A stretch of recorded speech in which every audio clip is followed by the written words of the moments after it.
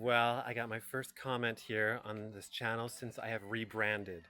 And I promised I would respond to you guys with any questions, or in this case, rebuttals, that I got from RN Chem 2564 did not agree with me at all. And I want to take this chance as we go on a little walk together here in Sri Lanka to go over these ideas. See, I don't disagree with her, but there's a higher understanding that I want to share with you, a spiritual awakening understanding that comes from our spiritual identity. And when we get that, it transcends even the best advice you can get from a psychologist, because psychologists, they're still very much wrapped up in their head and it's still highly cerebral. It's not purely spiritual advice. So here, let's take a look really quickly at what she says. So first of all, this was a rebuttal to my video about we suffer because we don't really know who we are. This is just a short little 15-second short that I did for you guys on this channel. Let's take a look at it here. The main reason that we suffer is because we don't really know who we are. Our spiritual identity is lacking. And not knowing who we are, we project selfhood out onto the objects of the senses, the objects of awareness, the body, the mind. And when these things inevitably change or perish, then we experience suffering. Okay, so I say that we don't really know who we are spiritually, which is why we suffer, because we think we are our mind.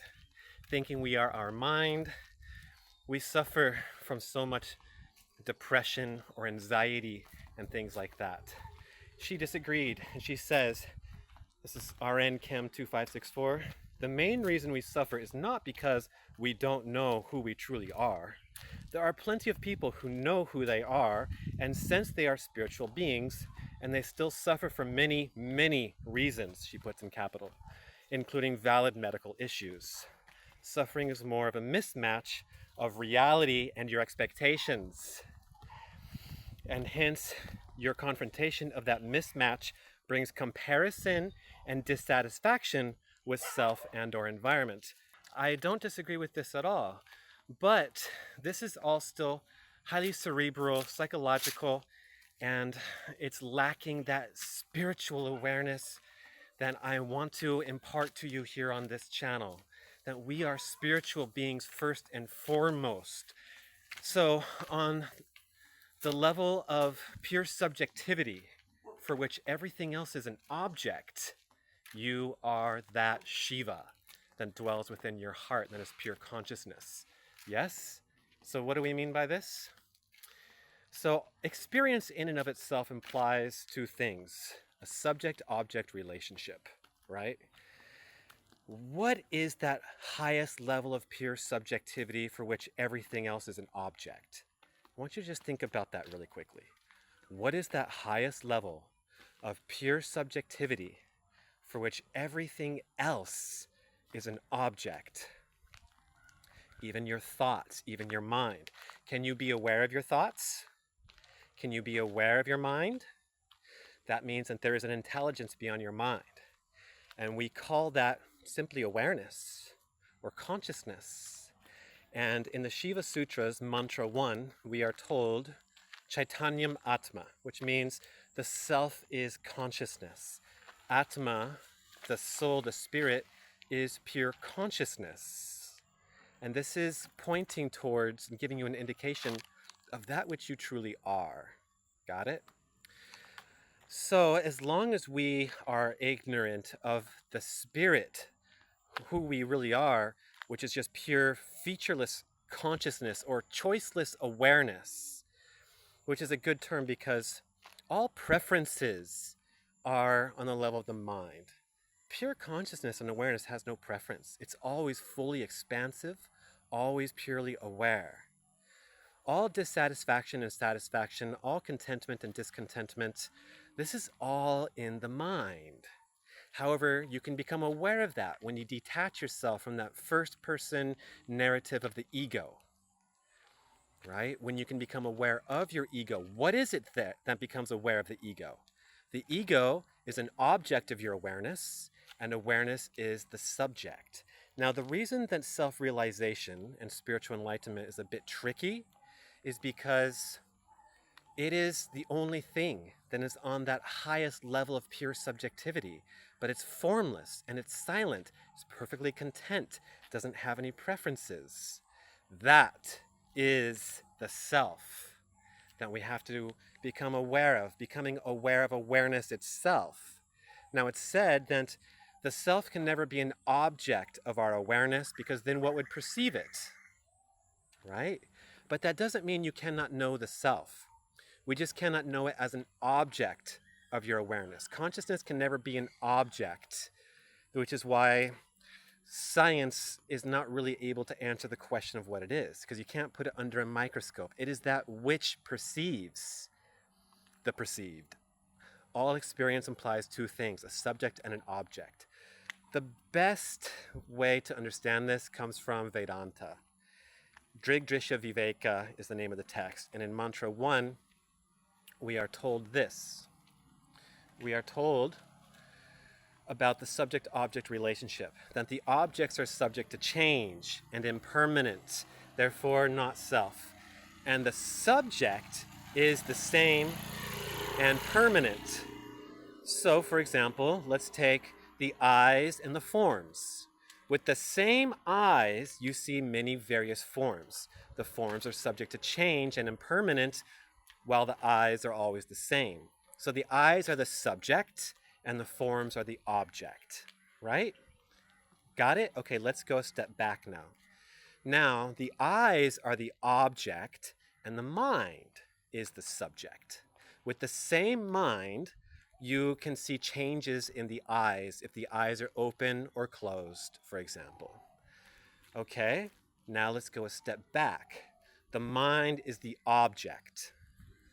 What is it that perceives the mind? For what is the mind an object? It is awareness, right? You can become aware of your thoughts. You can become aware of your mind and the mode that the mind is currently in. So that means that there is an intelligence beyond the mind. And that is what we have to become aware of. That ultimate final level of pure subjectivity is pure consciousness, is the mind, which can never become an object. It is that which perceives everything and always. The way that we become aware of it is by meditating and developing detached, silent awareness. In silence, when the mind is not manifesting, then you come to know that awareness which you truly are. This understanding is key to being able to achieve freedom from suffering, because what R.N. Kim said here, R.N. Kim 2564, is that we suffer because there's this mismatch of reality and expectations. Fine, but what then? What then? Do you just have to keep on suffering? Are you just required then to stay limited in that suffering because your expectations didn't match reality? Is it to not have any expectations at all? Don't we kind of need expectations to function in the world? We have to know that that's not the highest self, that the mind is not the real you. It's subject to change and it's an outer expression of the self. Got it? And then it doesn't overwhelm you and it doesn't delude you. You can keep your expectations and your attachments, but be aware to their limitations. Be aware that it's not the real you. Hello? Hello. So that you can let go and enjoy life more. You can silence the mind, knowing that the mind is not the highest, final, ultimate you. It's a secondary identity. So this is what I'm talking about, is that we suffer because we don't really know who we are. As long as you're identifying with any of the objects of awareness, then you're going to suffer. When the mind plays its dramas and you think you are your mind, then you're going to go through those highs and lows, those ups and downs. It's like an audience member who doesn't really know that they are that detached, silent observer in the audience. They get caught up with the dramas on the screen, and it's terrifying for them. Imagine Mowgli from the Jungle Book. Imagine he goes into a theater for his first time, and he doesn't have any idea or concept of a movie, and he sees the images on the screen, and maybe he's watching the Jungle Book and he sees a panther and he sees a snake and he sees all these things, and for him it's terrifying. Maybe he's hiding under his seat, maybe he's getting ready to lash out, maybe he sees a tiger attack a human being, and it's traumatizing for Mowgli.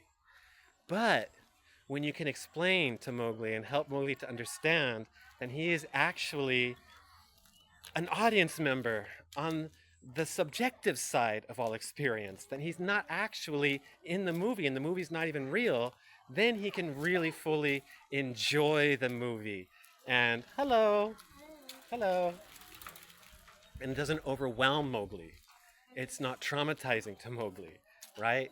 So, beautiful people.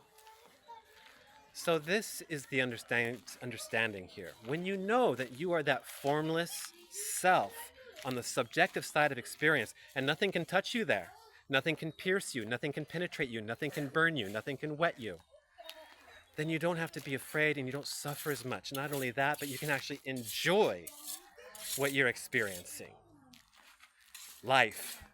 You can enjoy it all so much more, and you don't have to renounce the world. You don't have to renounce your expectations. You don't have to renounce your detachments. Just be aware of it all. Just bring it all into the light of your awareness, and you don't suffer as much. Hello? Right? Yes. So, hello? Hi. So, yes. It's all about awareness, you guys. You don't have to do war with yourself. You don't have to think, oh, I need to just be a person with no expectations, or I suffer because I just have too much attachments. The more that you expand your awareness of that who you really are, yeah. Say hello. Hi.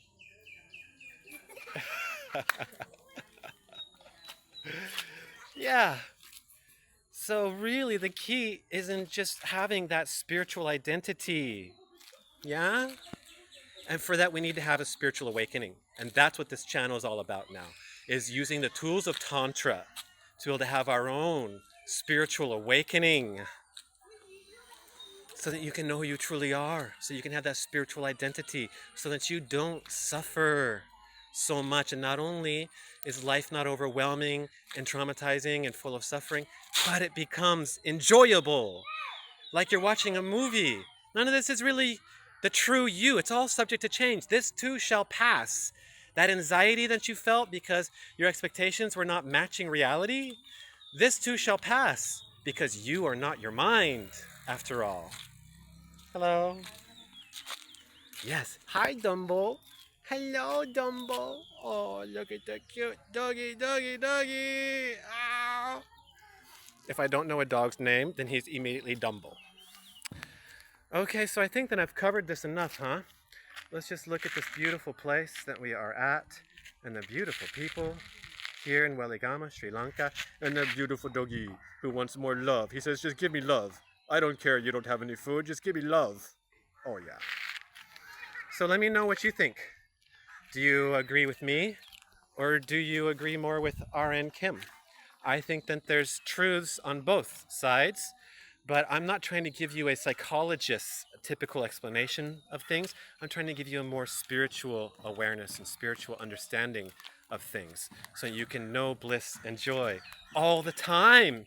Is it possible to know bliss and joy all the time? Yes. Yes, it is. Because that's who you truly are. It's a quality of the soul. It's a quality of the self. Bliss and joy are aspects of the self. You don't find them through other people, and you don't find them through the objects of the senses. It is who you truly are. Got it? Yes. So, let me know what you think, and I'm very eager to know what you have to think. And let's just say goodbye to our friends one more time. Hello! Oh, yeah, yeah. Yes, yes, life is good in Sri Lanka. So good. What is your name? My Kamipol. I didn't get that. So, oh, camera phone. Yes.